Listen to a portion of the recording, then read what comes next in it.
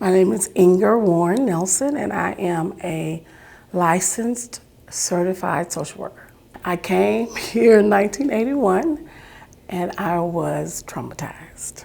Don't be in Springdale after dark.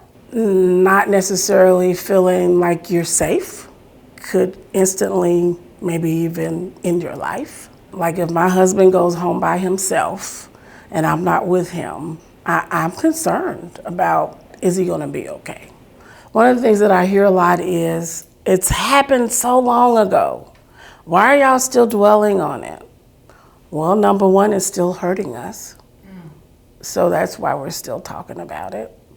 And the second thing is that it really hasn't been that long.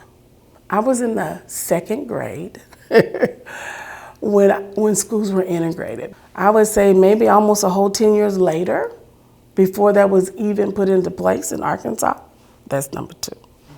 Third and final thing is this. So my grandmother, her father, who would have been my great-grandfather, his mother, my great-great-grandmother, was a slave.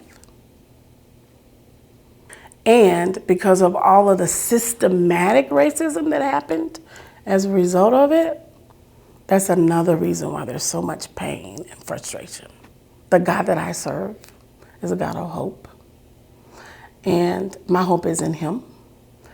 And so regardless of how people treat me or don't treat me, I choose to focus on the goodness of God and trust that that goodness will outweigh all of the circumstances that come up in my life. That's my hope for my grandbaby. In our culture, we very often will say, what's wrong with you? But the real question is, what's happened to you? Right. Because if you look at it from the angle of what happened to you, you're gonna look at them differently. Part of that grief and trauma is feeling like what you say is important to you is dismissed, as if somehow what you're saying is not true or not important.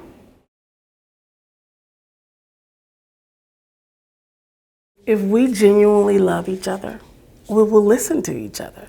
And not from the angle of hearing what you want to hear, but genuinely want to hear what I have to say. What if it really is different than what you think it is? You know, the Word of God says for us to tell the truth in love. So it's okay to tell the truth.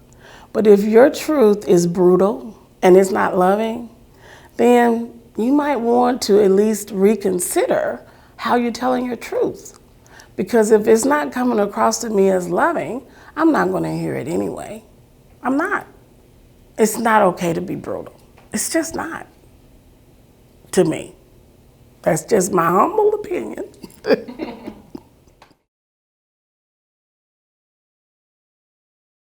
To hear more of this story and others like it, go to couragecommunication4change.com.